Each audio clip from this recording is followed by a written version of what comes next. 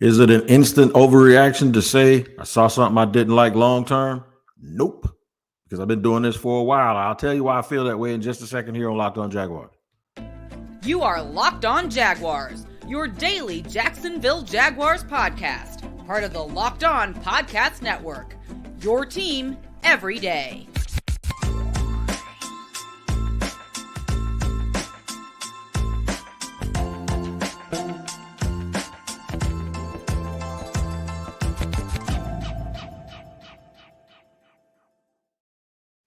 What up, everybody? Thank you for joining me for a postcast edition of the Locked On Jaguars podcast, where it's your team every day. And we always thank you for making us your first listen. A quick reminder, we're also free to subscribe to on our YouTube page. So make sure you tap in on our YouTube page and hit that like button, hit the subscription, and then hit the bell so you receive notifications anytime we drop an episode. Also, wherever you listen to your podcast, if you're in your car right now leaving the stadium, wherever you listen to that at, make sure you tap in every single day to make sure you don't miss an episode. Well, we got to get to the ugly, right? You guys saw it.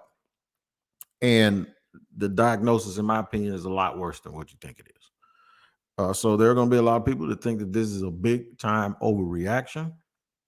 It's not an overreaction. I'm not, an overly emotional person when it comes to this stuff. But I have been watching football, as I told someone earlier, for 48 years. I've never seen the team win a championship that has the problem that I see the Jaguars having. You could say it's one game, but it's one game against an elite team. And when you look back at the Kansas City game, it was the same thing in that game, even though that game and that score was much closer. So what I thought was, okay, that's the beginning of the year. They don't have their left tackle. So maybe what the problem is it's early, combined with they don't have everybody that they're going to have. They're not at full strength. They got a rookie playing at right tackle. He was blocking a Hall of Famer. And so you get in this sort of the situation today where it's the same thing, where it's like great defensive players on the other side of the ball with coaches with pedigree that know how to get it done. And 11 weeks in, we still look the same way. Or 10 weeks in, they look this is how they look. Or 9 weeks or whatever it is. This is what they look like. That's disturbing a little bit. This is week 10, by the way. To me, that's a little bit disturbing because now it tells me, and we'll do macro moving forward in the second half of today's show.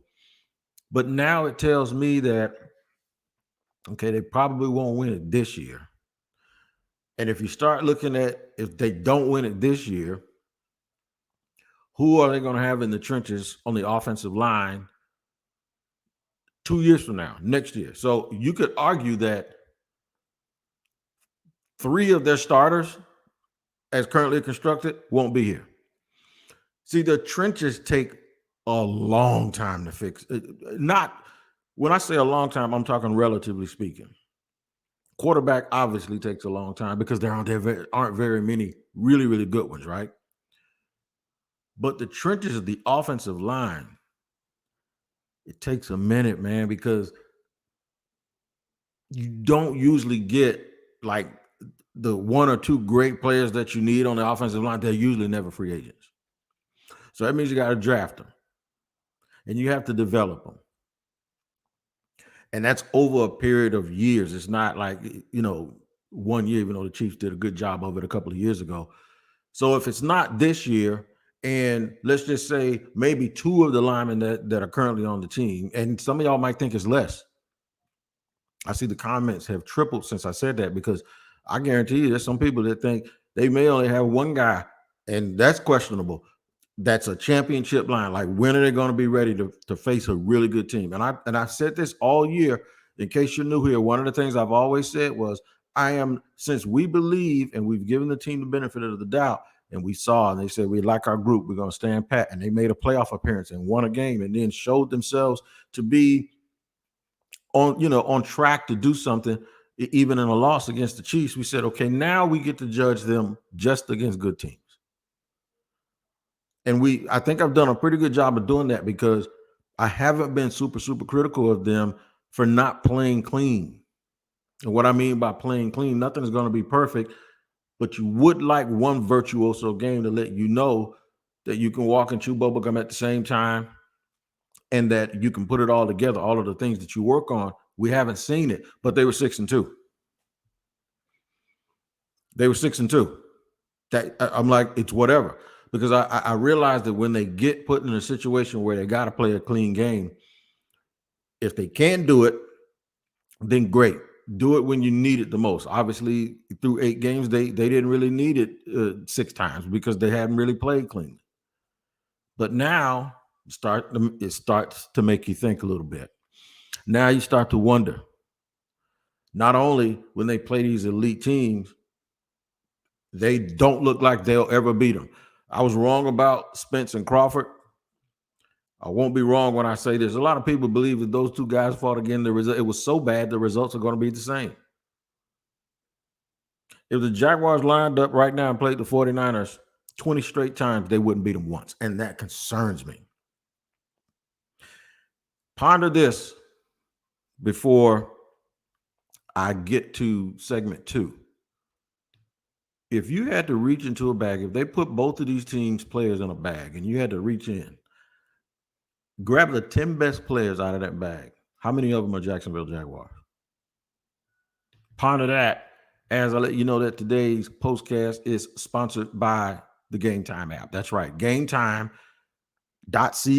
Mainly, you can go get it in your app store, the app called Gametime. If you want to buy some tickets, man, but you procrastinate sometimes like I do, well, Gametime doesn't penalize you for that. You know why? Because that's what they do, man. Last minute tickets, flash deals, zone deals, easy to find and buy tickets for every kind of event in your area, views from all seats in the venue, lowest price guarantee, event cancellation protection, job loss protection, etc. Download the Gametime app, create an account, and use your Locked On NFL promo code for $20.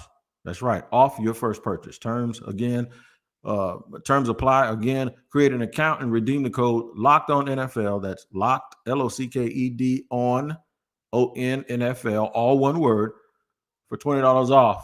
Download the Gametime app today. Last minute tickets, lowest prices, guaranteed. And we're going to tell you today also about FanDuel, man. I hope you guys are making you some money on FanDuel, because that's where you need to be, man, because FanDuel is the number one sports book in all of America. And it is one of the great sponsors that we have here on Locked On NFL. And it's also where I go to get a lot of information. I even use the information that they put about the players in the write-ups. I use that to help me even in my fantasy leagues and to make my wagers. You can do the exact same thing at FanDuel.com or download the FanDuel app. New customers get $150 in bonus bets with any winning $5 money line bet. How about that? So visit FanDuel.com/LockedOn. That's right, FanDuel.com/LockedOn, all one word, and kick off the NFL season. FanDuel, an official partner of the NFL. And all y'all are like my partners here on Locked On Jaguars, and we're glad to have you here for a postcast edition of the show. I'm gonna try to get to the comments or some of the comments. If I don't get to them, don't hold it against me. All right.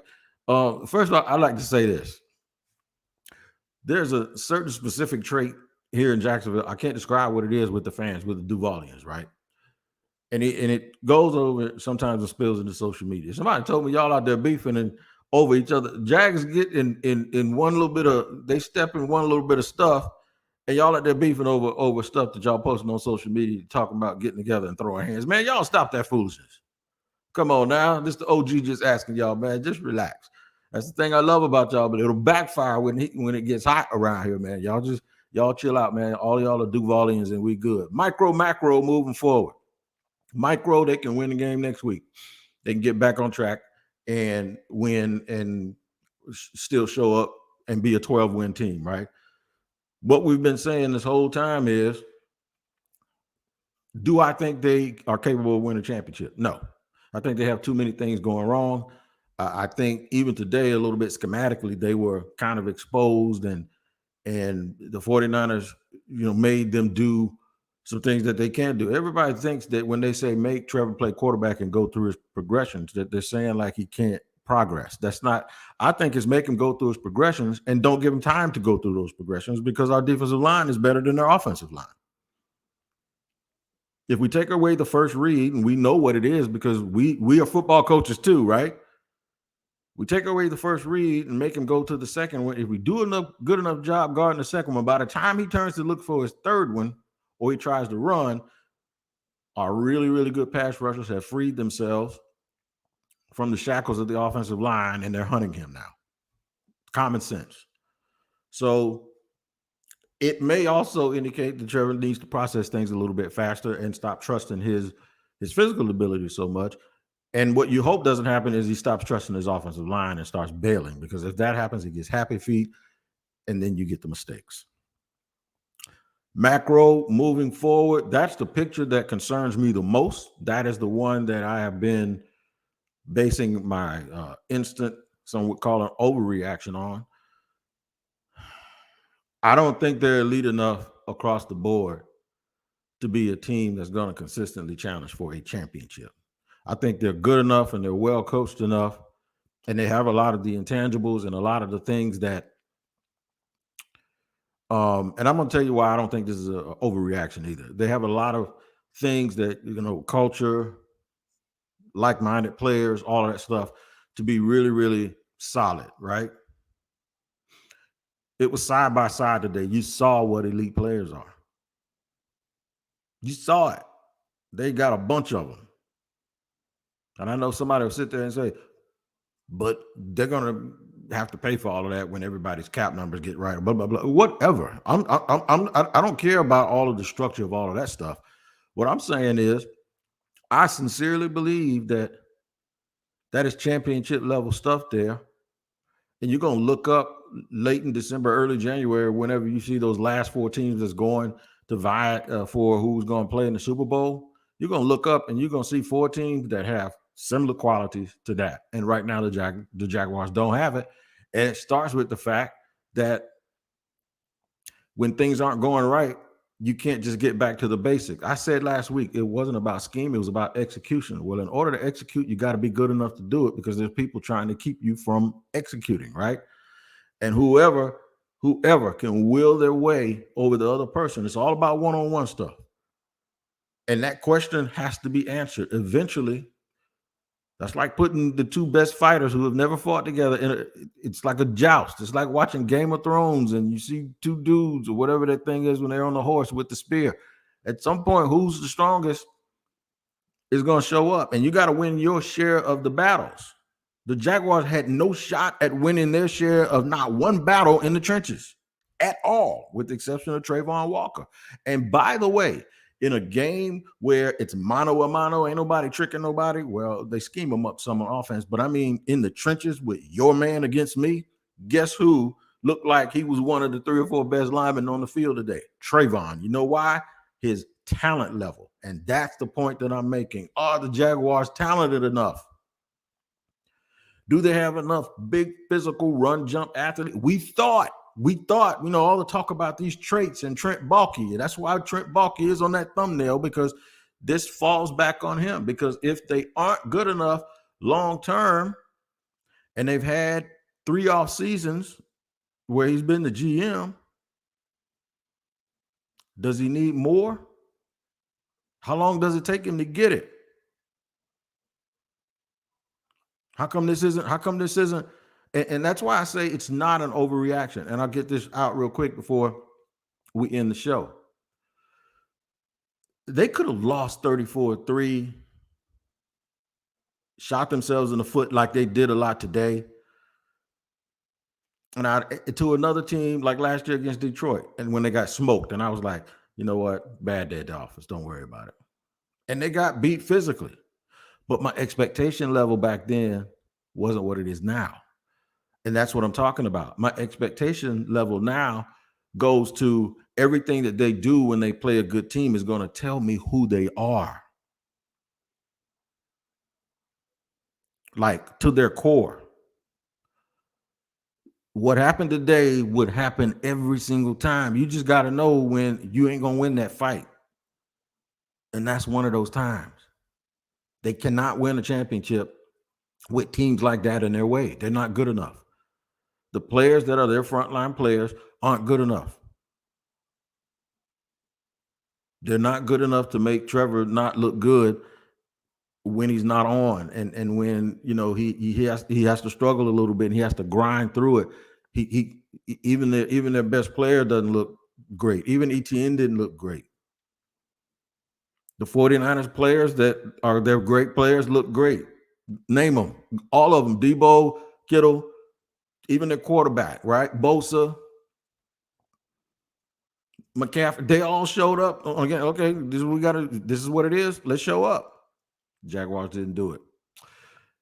All right, man. Y'all make sure you tap into the Locked On Jaguars podcast all week. I'll have more reaction and more things that'll come out from the interview process. But for now, I'm glad you guys joined me here today on the Locked On Jaguars podcast. Appreciate y'all, man. Make sure you hit me up every single day. It's your team every day here on the Locked On Jaguars podcast.